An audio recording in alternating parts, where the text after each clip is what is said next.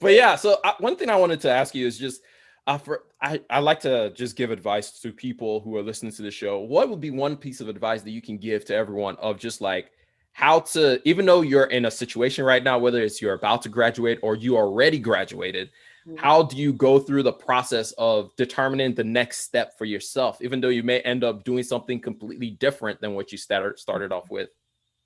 I think one thing is to identify who you're doing this for.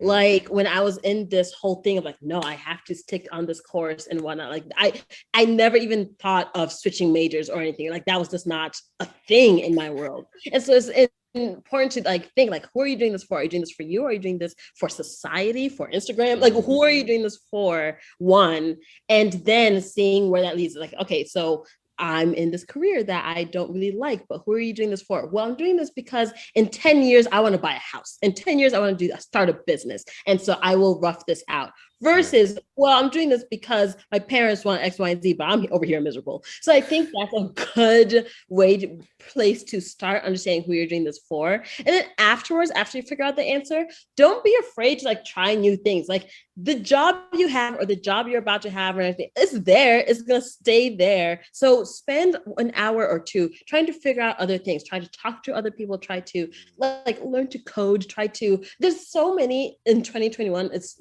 fantastic. There's so many free resources out there. Like I went to a coding bootcamp, which has build me out the wazoo and everything, but it would have been possible for me to learn free because of just how many resources there are in this world. And so don't take that for granted. Like take all those resources, whether it's playing the guitar, art, engineering, just figure out where you can get these free resources and go from there. And yeah, listen to yourself, listen to the little excitement that you feel that when you do these different things. Where does your mind go when you're fantasizing about work and things like that?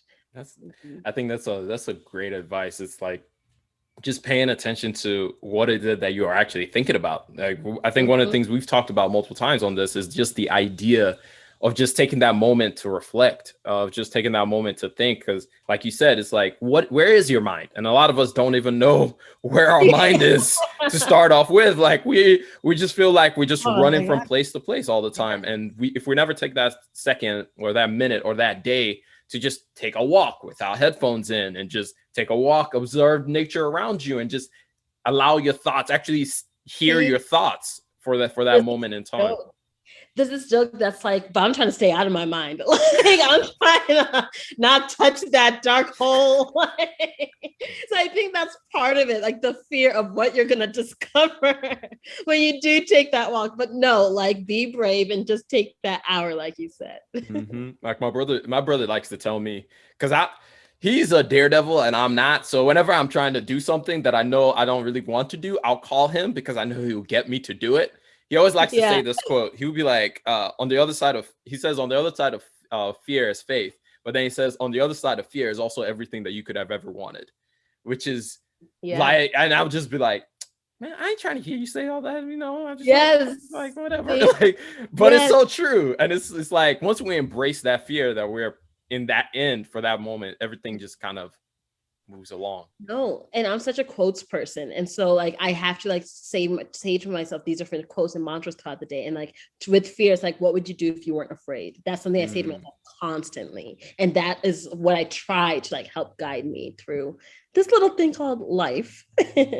I hope you enjoyed that little snippet of the Rambling Mind podcast. If you want more of the Rambling Mind podcast, or if you want to listen to the whole episode that you just heard, go check it out on any podcast listening platform, whether that be Anchor, Spotify, Google Podcast, Apple Podcast, Breaker, Stitcher. I could go on, but you guys already know which podcast you love to use to listen to. So go check it out. Link down in the description as well. I'm going to catch y'all later. Peace.